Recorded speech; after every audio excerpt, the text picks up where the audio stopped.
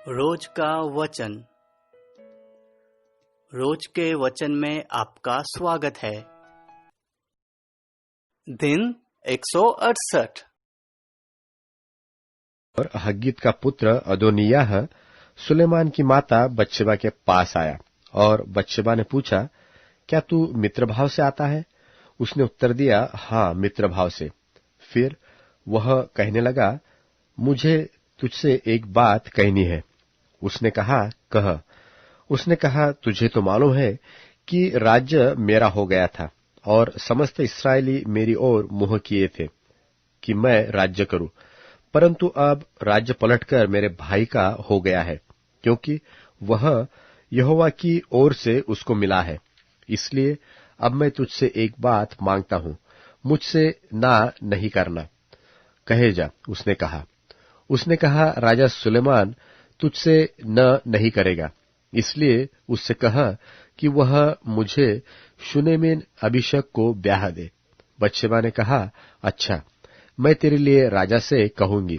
तब बत्शेबा अदोनिय्याह के लिए राजा सुलेमान से बातचीत करने को उसके पास गई और राजा उसकी भेंट के लिए उठा और उसे दंडवत करके अपने सिंहासन पर बैठ गया।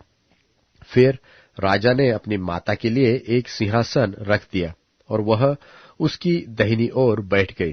तब वह कहने लगी, मैं तुझसे एक छोटा सा वरदान मांगती हूं, इसलिए मुझसे न नहीं करना।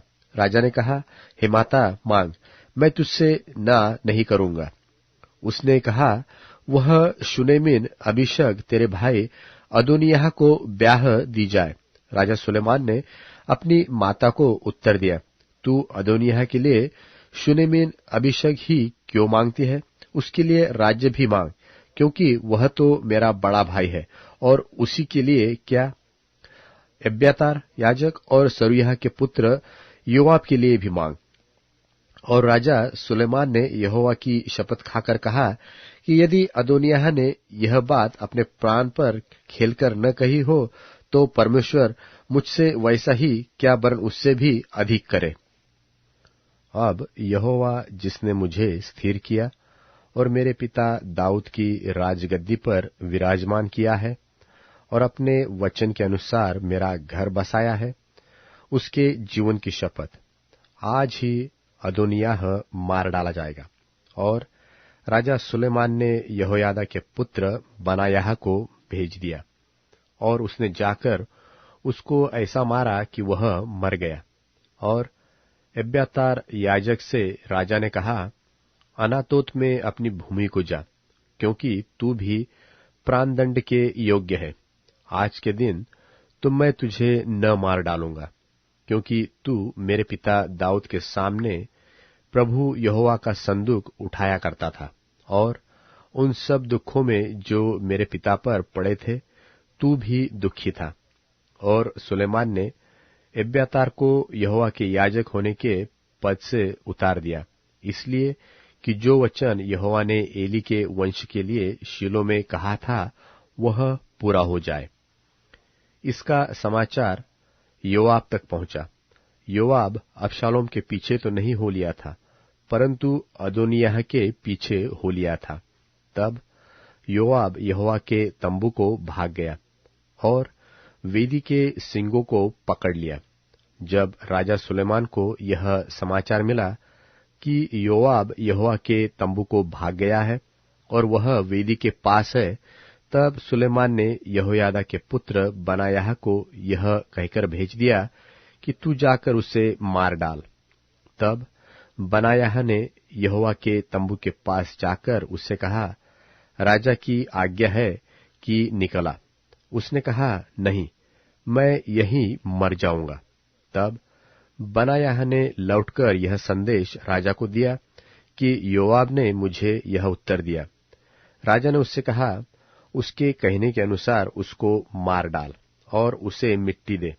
ऐसा करके निर्दोषों का जो खून योआब ने किया है उसका दोष तू मुझ पर से और मेरे पिता के घराने पर से दूर करेगा, और यहोवा उसके सिर का वह खून लौटा देगा, क्योंकि उसने मेरे पिता दाऊद के बिना जाने अपने से अधिक धर्मी और भले 2 पुरुषों पर अर्थात इस्राएल के प्रधान सेनापति नेर के पुत्र अब्नेर और यहूदा के प्रधान सेनापति एतेर के पुत्र अमासा पर टूटकर उनको तलवार से मार डाला था।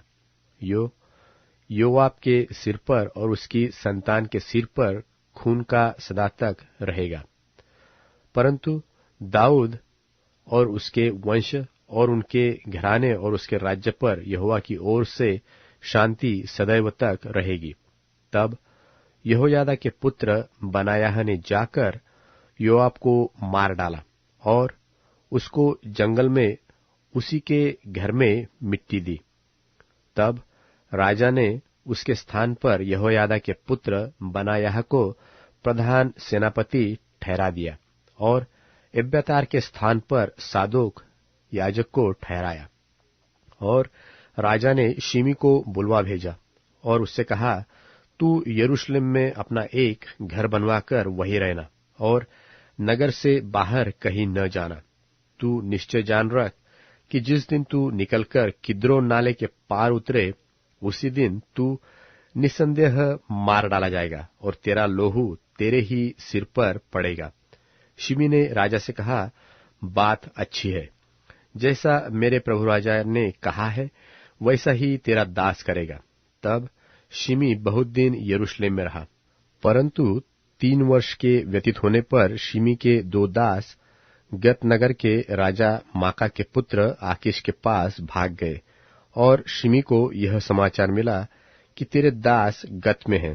तब शिमी उठकर अपने गधे पर काठी कसकर अपने दास को ढूंढने के लिए गत को आकीश के पास गया और अपने दासों को गत से ले आया। जब सुलेमान राजा को इसका समाचार मिला कि शिमी यरूशलेम से गत को गया और फिर लौट आया है, तब उसने शिमी को बुलवा भेजा और उससे कहा, क्या मैंने तुझे यहोवा की शपथ न खिलाई थी और तुझसे चिताकर न कहा था कि यह निश्चय जान रख कि जिस दिन तू निकलकर कहीं चला जाए, उसी दिन तू निसंदेह मार डाला जाएगा। और क्या तूने मुझसे न कहा था कि जो बात मैंने सुनी वह अच्छी है? फिर तूने यहोवा की शपथ और मेरी दृढ़ आज्ञा को क्यों नहीं मानी?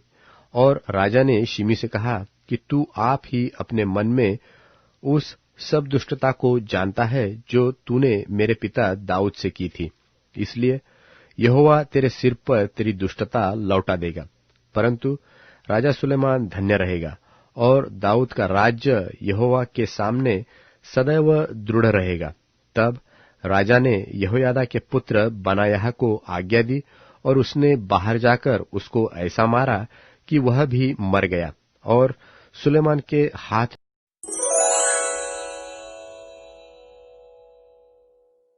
राजाओं का वृत्तांत पहला भाग अध्याय 3। राजाओं का वृत्तांत पहला भाग अध्याय 3। फिर राजा सुलेमान मिस्र के राजा फिरौन की बेटी को ब्याह कर उसका दामाद बन गया और उसको दाऊदपुर में लाकर जब तक अपना भवन और यहोवा का भवन और यरूशलेम के चारों ओर की शहरपनाह न बनवा चुका, तब तक उसको वही रखा, क्योंकि प्रजा के लोग तो ऊंचे स्थानों पर बलि चढ़ाते थे और उन दिनों तक यहोवा के नाम का कोई भवन नहीं बना था। सुलेमान यहोवा से प्रेम रखता था और अपने पिता दाऊद की विधियों पर चलता तो रहा, परंतु वह ऊंचे स्थानों पर भी बलि चढ़ाया और धूप जलाया करता था। और राजा गिबोन को बलि चढ़ाने को गया, क्योंकि मुख्य ऊंचा स्थान वही था। तब वहां की वेदी पर सुलेमान ने 1000 होम बलि चढ़ाए। गिबोन में यहोवा ने रात को स्वप्न के द्वारा सुलेमान को दर्शन देकर कहा, जो कुछ तू चाहे कि मैं तुझे दूं वह मांग। सुलेमान ने कहा, तू अपने दास मेरे पिता दाऊद पर बड़ी करुणा करता रहा, क्योंकि वह अपने को तेरे सन्मुख जानकर तेरे साथ सच्चाई और धर्म और मन की सीधाई से चलता रहा। और तूने यहाँ तक उस पर कल्याण की थी कि उसे उसकी गद्दी पर विराजने वाला एक पुत्र दिया है, जैसा कि आज वर्तमान है। और अब हे मेरे परमेश्वर यहोवा, तूने अपने दास को मेरे पिता दाऊद के स्थान पर राजा किया है, परंतु मैं छोटा लड़का सा हूं जो भीतर बाहर आना जाना नहीं जानता। फिर तेरा दास तेरी चुनी हुई प्रजा के बहुत से लोगों के मध्य में है, जिनकी गिनती बहुतायत के मारे नहीं हो सकती। तू अपने दास को अपनी प्रजा का न्याय करने के लिए समझने की ऐसी शक्ति दे कि मैं भले बुरे को परख सकूं, क्योंकि कौन ऐसा है कि तेरी इतनी बड़ी प्रजा का न्याय कर सके। इस बात से प्रभु प्रसन्न हुआ कि सुलेमान ने ऐसा वरदान मांगा है। तब परमेश्वर ने उससे कहा, इसलिए कि तूने यह वरदान मांगा है, और न तो दीर्घायु और न धन और न अपने शत्रुओं का नाश मांगा है, परंतु समझने के विवेक का वरदान मांगा है। इसलिए सुन, मैं तेरे वचन के अनुसार करता हूं। तुझे बुद्धि और विवेक से भरा मन देता हूं, यहां तक कि तेरे समान न तो तुझसे पहले कोई कभी हुआ और न बाद में कोई कभी होगा। फिर जो तूने नहीं मांगा, अर्थात धन और महिमा, वह भी मैं तुझे यहां तक देता हूं कि तेरे जीवन भर कोई राजा तेरे तुल्य न होगा। फिर यदि तू अपने पिता दाऊद की नाई मेरे मार्गों में चलता हुआ मेरी विधियों और आज्ञाओं को मानता रहेगा, तो मैं तेरी आयु को बढ़ाऊंगा। तब सुलेमान जाग उठा और देखा कि यह स्वप्न था। फिर वह यरूशलेम को गया और यहोवा की वाचा के संदूक के सामने खड़ा होकर होमबलि और मेलबलि चढ़ाए और अपने सब कर्मचारियों के लिए जय।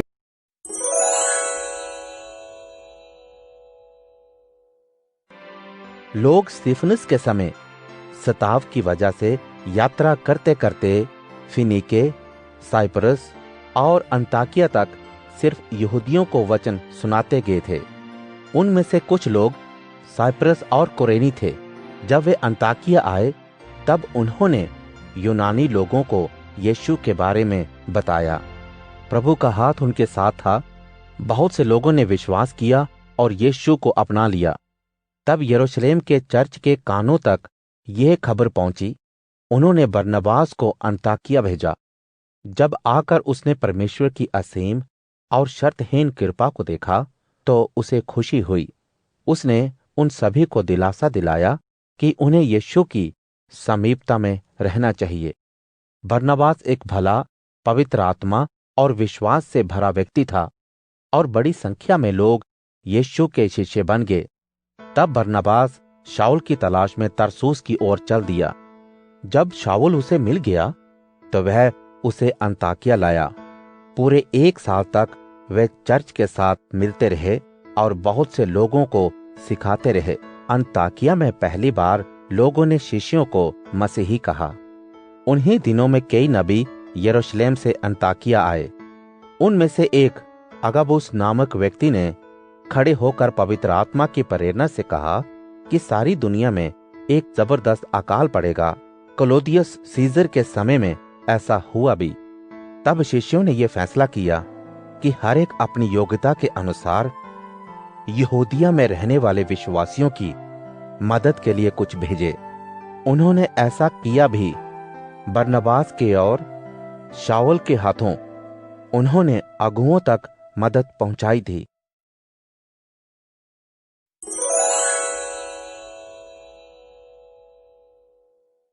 प्रेरितों के काम अध्याय 12। उसी समय हेरोदेस राजा ने चर्च के कुछ लोगों को परेशान करने के लिए अपने हाथ को बढ़ाया। उसने यूहन्ना के भाई याकूब को तलवार से मरवा डाला, क्योंकि उसके ऐसा करने से यहूदी खुश हुए। उसने पतरस के साथ भी यही करना चाहा। ये अख़मीरी रोटी के दिन थे। उसने उसे हिरासत में लेकर जेल में डाल दिया और सैनिकों के 4 झुंडों की पहरादारी में रखा। ऐसा इसलिए ताकि फसह के त्योहार के बाद उन्हें लोगों के सामने ले आए। इसलिए पतरस जेल में रखा गया, लेकिन मंडली बिना रुके उसके लिए प्रार्थना में लगी रही।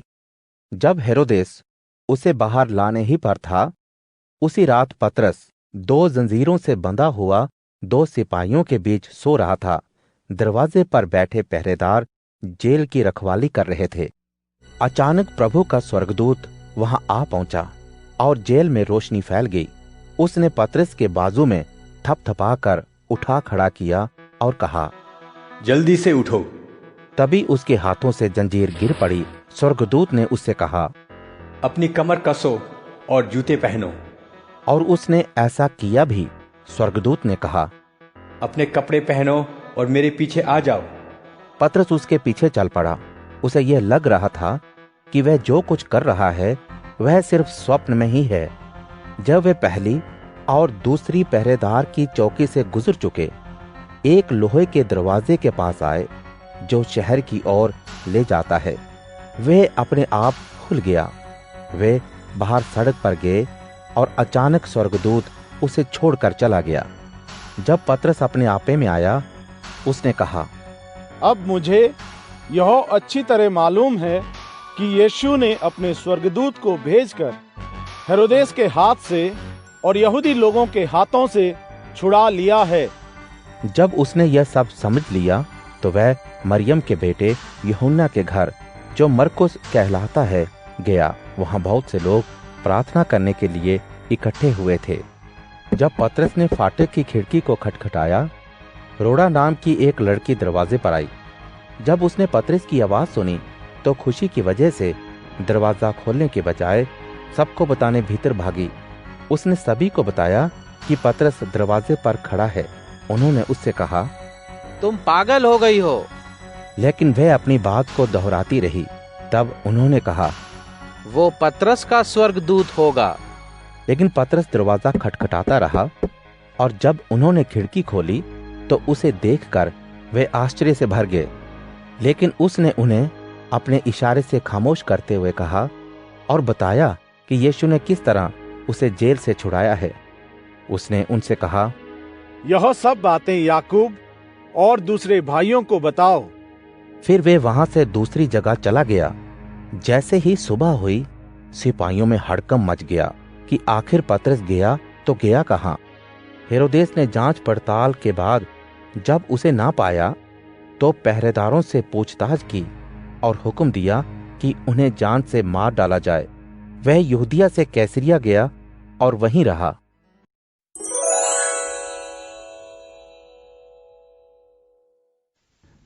अध्याय 15। कोमल उत्तर देने से क्रोध शांत हो जाता है, परंतु कटु वचन से क्रोधाग्नि धधक उठती है। बुद्धिमान के कंठ से ज्ञान की धारा प्रवाहित होती है, किंतु मूर्ख अपने मुंह से केवल मूर्खता ही निकालता है। प्रभु की दृष्टि सर्वव्यापी है। प्रभु हमारे प्रत्येक कार्य को देखता है, चाहे हम भला करें चाहे बुरा। मधुर वचन बोलने वाली जिह्वा जीवन का वृक्ष है, पर छल कपट की बातें बोलने वाली जीभ से आत्मा को कष्ट होता है। मूर्ख पुत्र अपने पिता की शिक्षाप्रद बातों का तिरस्कार करता है, परंतु जो पुत्र अपने पिता की डांट डपट को स्वीकार करता है वह व्यवहार कुशल बन जाता है।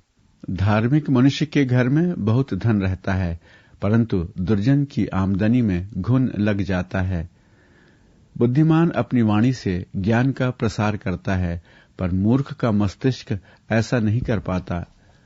मूर्ख का बलि चढ़ाना भी प्रभु पसंद नहीं करता, किंतु निष्कपट मनुष्य की प्रार्थना से वह हर्षित होता है।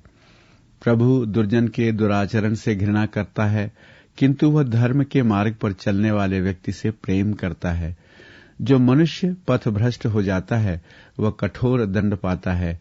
डांट डपट की उपेक्षा करने वाला मनुष्य समय से पहले मर जाता है।